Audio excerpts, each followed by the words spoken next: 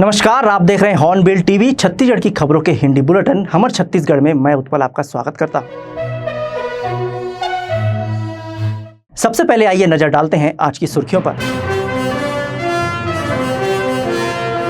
PM Modi ने की मन की बात में किया कोरिया के सोनहनी शहद की सराहना, जैविक किसानों को बताया प्रेरणा स्रोत। वित्त मंत्री ओपी चौधरी ने रायगढ़ में 1 करोड़ से अधिक की 2 विकास योजनाओं का किया भूमि पूजन। जातिगत जनगणना पर गरमाई सियासत, भूपेश बघेल की बैठक से पहले भाजपा ने किया पलटवार। मेकाहारा अस्पताल में पत्रकारों से मारपीट, 3 आरोपी बाउंसर गिरफ्तार, शहर में निकाला गया जुलूस।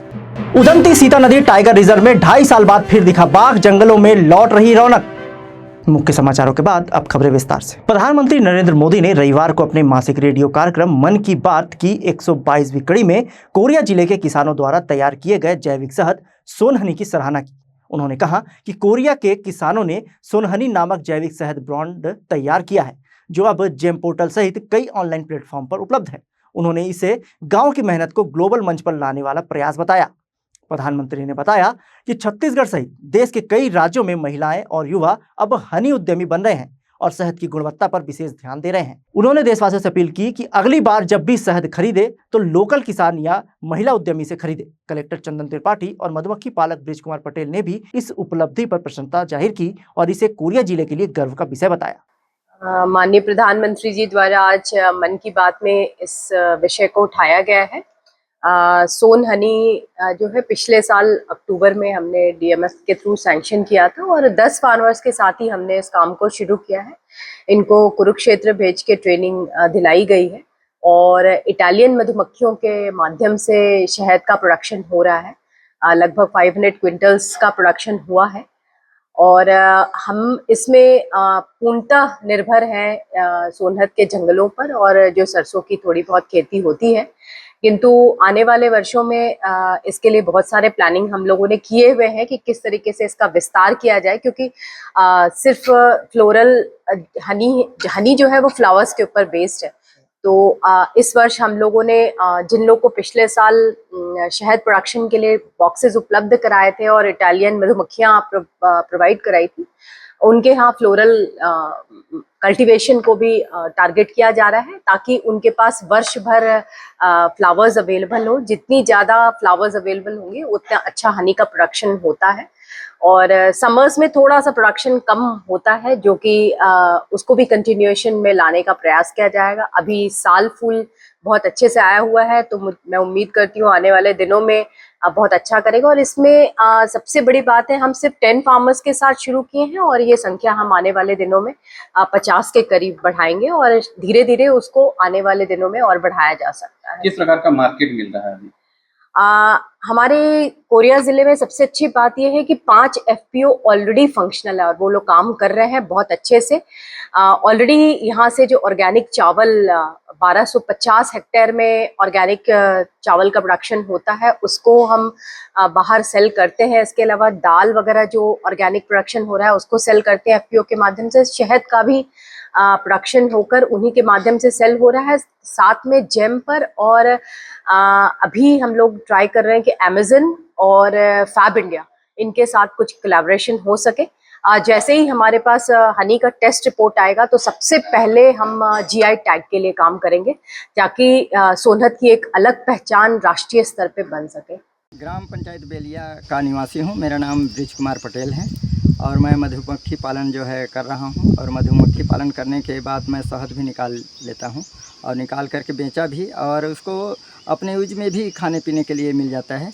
इसलिए जो मुझे ये होता है कि शासन की ओर से जो मिला है उससे मैं आमदनी कर पाऊँ और करने का मैं बहुत कोशिश करता हूँ कि जो है वो मैं निकाल करके और करूँ। और ट्रेनिंग भी किया हूँ सर ये मधुमक्खी का, और मधुमक्खी पालन के लिए मैं शहद निकाल करके और अपना पालन पोषण करता हूँ। अपने घर वालों के लिए भी उससे आमदनी मिल जाता है मेरे को। वित्त मंत्री ओपी चौधरी ने रायगढ़ में 1,93,14,000 रुपए की लागत से 2 विकास कार्यों का भूमि पूजन किया।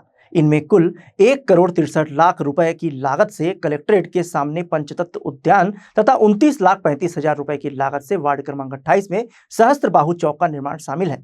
पंचतत्व उद्यान में 9 ग्रहों से जुड़ी विशेष प्रजातियों के वृक्ष लगाए जाएंगे और एक्यूप्रेशर पाथ व ओपन जिम की सुविधा भी उपलब्ध रहेगी। वित्त मंत्री ने करार समाज को 20 लाख की सौगात दी। और समाज के योगदान को ऐतिहासिक बताया। उन्होंने बताया कि जल्द ही सहस्त्रबाहु की मूर्ति की स्थापना की जाएगी। इस अवसर पर कलेक्टर मयंक चतुर्वेदी, एसपी दिव्यांग पटेल, नगर निगम आयुक्त समेत कई गणमान्य नागरिक उपस्थित रहे। चौधरी ने रायगढ़ के विकास के लिए समर्पित भाव से कार्य करने का आह्वान किया। जातिगत जनगणना को लेकर सियासत एक बार फिर गर्मा गई है। दिल्ली में आज कांग्रेस के ओबीसी विभाग की अहम बैठक होने जा रही है, जिसमें राहुल गांधी समेत देश भर के ओबीसी नेता और कांग्रेस राष्ट्रीय महासचिव भूपेश बघेल शामिल होंगे। छत्तीसगढ़ से राम कुमार यादव और कुंवर सिंह निषाद सहित कई विधायक भी दिल्ली रवाना हो चुके हैं। दिल्ली रवाना होने से पहले रायपुर एयरपोर्ट पर भूपेश बघेल ने पत्रकारों से चर्चा करते हुए कहा कि जातिगत जनगणना से सामाजिक, आर्थिक, शैक्षणिक और राजनीतिक स्तर पर बड़ा परिवर्तन संभव है। उन्होंने कहा कि राहुल गांधी की पहल के बाद देश भर में इस मुद्दे पर बहस तेज हुई है। उन्होंने केंद्र सरकार पर हमला करते हुए कहा कि जनगणना को लेकर कैबिनेट ने भले ही निर्णय लिया हो, लेकिन जमीनी स्तर पर कोई ठोस कदम नहीं उठाए जा रहे हैं। जब से राहुल गांधी जी जाति जनगणना की बात की है और पूरे देश भर में एक वातावरण बना, इससे आर्थिक, सामाजिक, शैक्षणिक, राजनीतिक स्तर में बड़ा बदलाव आएगा इस जाति जनगणना से। और इसको लोकप्रियता को ध्यान में रखते हुए प्रधानमंत्री जी और भारत सरकार ने यू टर्न लेते हुए कैबिनेट ने डिसीजन लिया कि जाति जनगणना कराई जाएगी। लेकिन वो कैबिनेट के डिसीजन है, क्योंकि इसमें काफी समय और राशि लगना है, लेकिन भारत सरकार इस मामले में आगे बढ़ी नहीं है। और इस संदर्भ में अभी पिछड़े वर्ग के देश भर के नेता जुट रहे हैं और उसमें और अन्य विषयों की चर्चा हुई। इस बयान के बाद भाजपा की ओर से प्रतिक्रिया भी सामने आई है। पूर्व मंत्री और वरिष्ठ विधायक अजय चंद्राकर ने कांग्रेस पर निशाना साधते हुए कहा कि जब कांग्रेस सत्ता में थी तब उसने जातिगत जनगणना की दिशा में कोई प्रयास नहीं किया। उन्होंने कहा कि कांग्रेस की विश्वसनीयता संदेह के घेरे में है और वह खुद को प्रासंगिक बनाए रखने के लिए ऐसे मुद्दे को उछाल रही है। जातिगत जनगणना को लेकर दोनों प्रमुख दलों के बीच टकराव अब खुलकर सामने आ गया है। गणना करवाने का निर्णय सरकार ने ले लिया तो कांग्रेस का रुख जो है शुरू से उलझा हुआ रहा है इसमें। क्योंकि मैं इस वक्त पहले भी बोल चुका हूं, जब कांग्रेस सत्ता में थी, कभी भी थी, तो जातिगत जनगणना के बारे में विचार क्यों नहीं किया? अंग्रेजों ने एक बार कराई।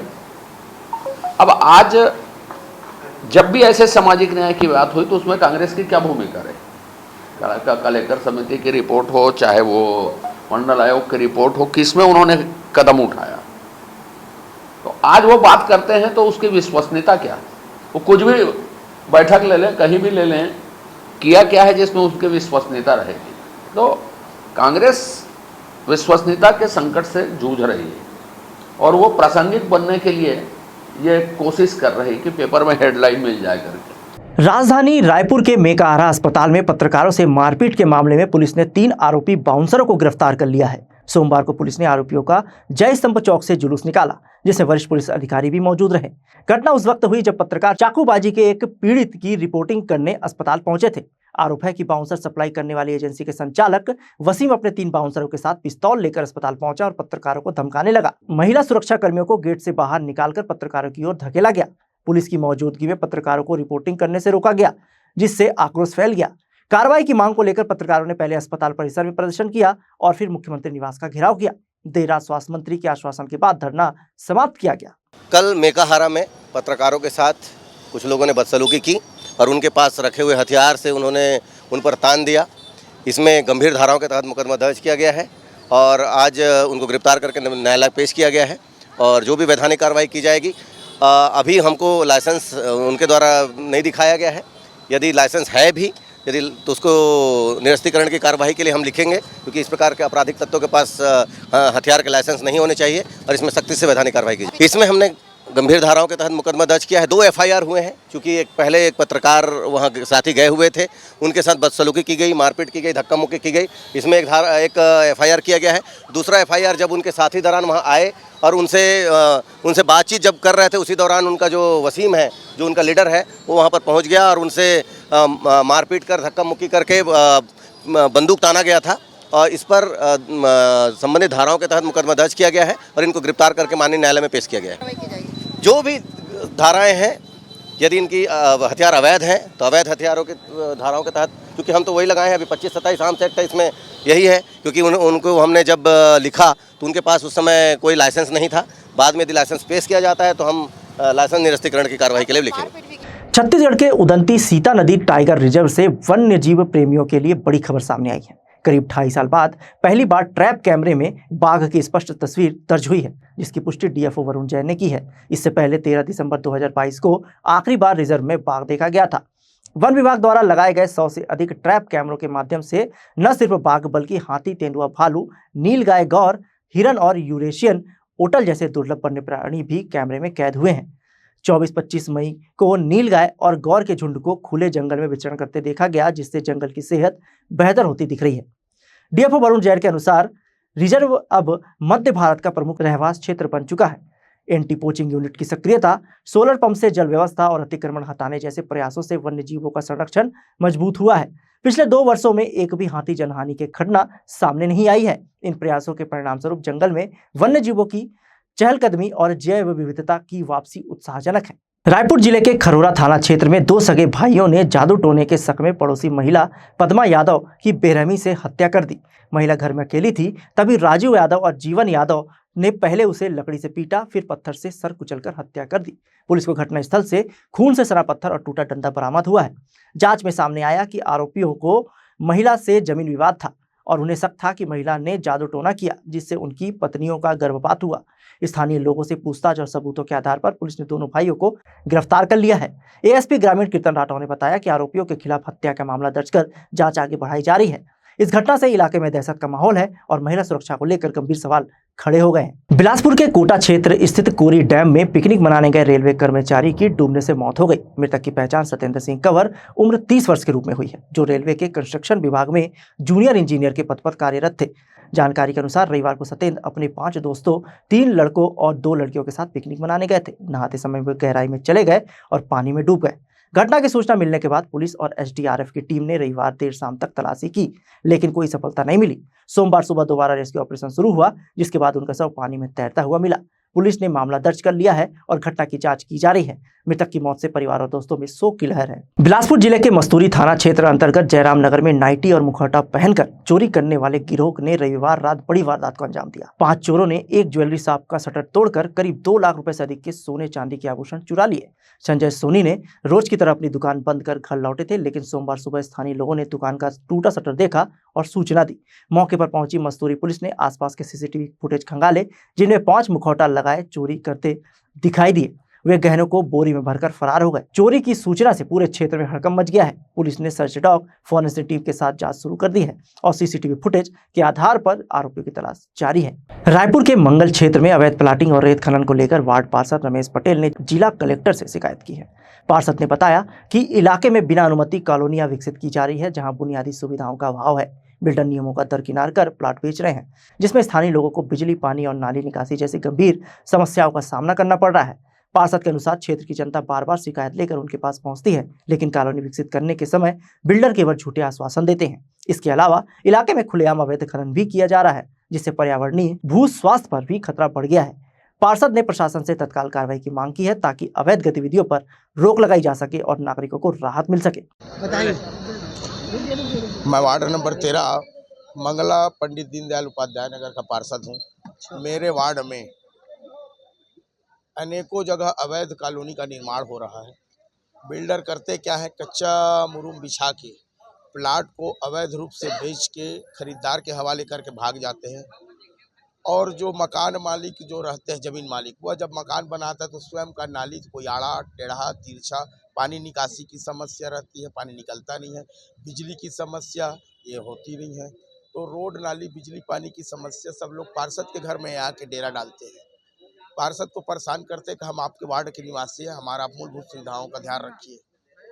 पूर्व में जो वार्डें हैं पुरानी, उसी का मूलभूत समस्या के समाधान करने में पार्षद का पसीना निकल आता है, तो नए कॉलोनी का तत्कालिक में मूलभूत सुविधाओं का समाधान कैसे कर पाएगा। इसलिए हम कलेक्टर साहब के पास इसके समाधान के लिए और उनके ऊपर कार्रवाई करने के लिए, अवैध निर्माण करने वाले कार्रवाई करने के लिए आए। दूसरी चीज़ है अवैध रेत माफिया। रोज रात से लेके दिन तक 24 घंटा में 70-80 ट्रैक्टर लगातार 3 घाट बना लिए हैं। बस्ती के बीच में एक आदर्श चौक से नदी की ओर जाने वाली रास्ता बना लिए है, एक धूरी पारा से नदी की ओर जाने वाले बीच बस्ती से रास्ता बना लिया है, एक अवैध रूप से पाड़ बाबा के पास अघोषित ये लोग घाट बना लिए हैं।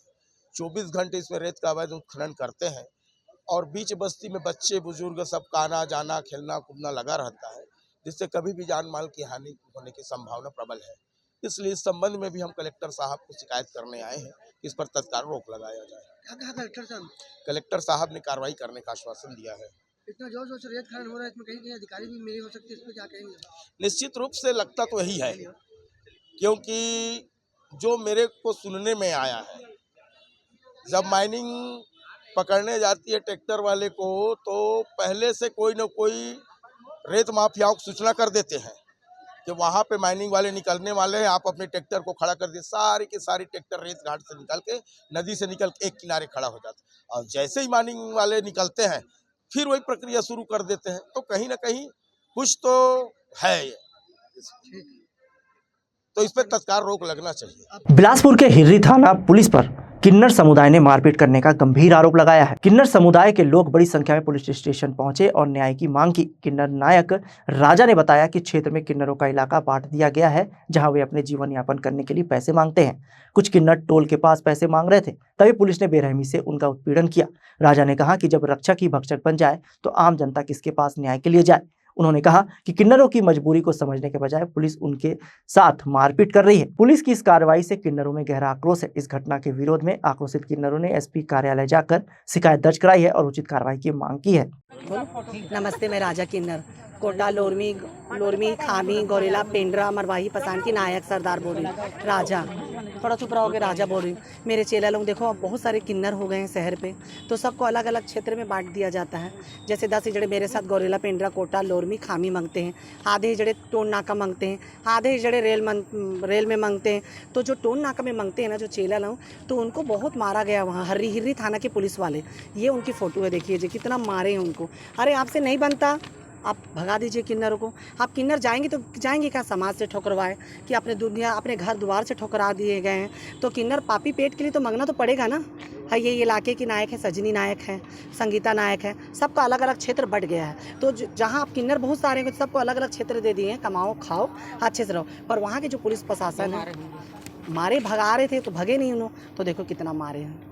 तो निवेदन है न्यूज़ वाले लोगों से कि सही इंसाफ होना चाहिए। बस मैं यही बोलती हूँ कि कोई किन्नर को मारो मत, आप भगा दीजिए। आपसे नहीं बनता, भगा दीजिए। आप कानून को हाथ मत लीजिए, पर किसी को मारने का अधिकार नहीं। हमारे माँ बाप हमको पैदा करें, वो ही हमको मार सकता है। जो गुरु गोसाई ज्ञान देता है वो हमको 2 बोल सकता है, पर हमारे बाप माँ ही मार सकते। पुलिस प्रशासन से हम बहुत इज्जत करते हैं, उनके वजह से हम सोना चांदी सब पहन के चलते हैं। तो जय हिंद, जय पुलिस प्रशासन। पर पुलिस प्रशासन अगर ऐसे ही बख्शस हो जाएंगे फिर जनता जाएगी कहाँ?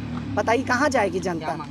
मेरी यही मांग है पुलिस प्रशासन से कि ऐसे ना मारे और हमारी भी सुने। हमारी बहुत मजबूरी होगी, जो 10 बजे रात 11 बजे रात को ट्रक वाले से मांगने जाते होंगे, है ना। पापी पेट रह नहीं, अगर ये पेट नहीं रहता तो मांगने कहीं जाते नहीं। तो जो सारे जहाँ से अच्छा हिंदुस्तान हमारा, हम बुलबुले हैं इसके और ये गुलसिताना। जय भारत। बिलासपुर कलेक्टर संजय अग्रवाल ने साप्ताहिक जनदर्शन में 100 से अधिक आवेदनों को सुना और कई मामलों में तत्काल कार्रवाई के निर्देश दिए। तखतपुर के खरकेना गांव में स्ट्रीट लाइट की मांग, कर्रा में टूटे विद्युत पोल और शॉर्ट सर्किट की समस्या, अमसेना में तालाब से अवैध जल निकासी की शिकायतें प्रमुख रहीं। धूमा गांव में फर्जी वन अधिकार पट्टा की परापत्ति, गुनसुरी में शासकीय तालाब व गोठान को अतिक्रमण मुक्त कराने तथा महामाया विहार में शासकीय भूमि पर अवैध कब्जे के मामले भी सामने आए। बहतराई निवासी मंजू ठाकुर ने महिला समृद्धि योजना के तहत दुकान आवंटन आवेदन दिया। कॉलोनी और जाति प्रमाण पत्र से जुड़ी समस्याओं पर भी कलेक्टर ने संबंधित अधिकारियों को आवश्यक कार्रवाई के निर्देश दिए। आज के अंक में बस इतना ही। छत्तीसगढ़ की ताजा तरीन खबरों के लिए देखते रहिए हॉर्नबिल टीवी।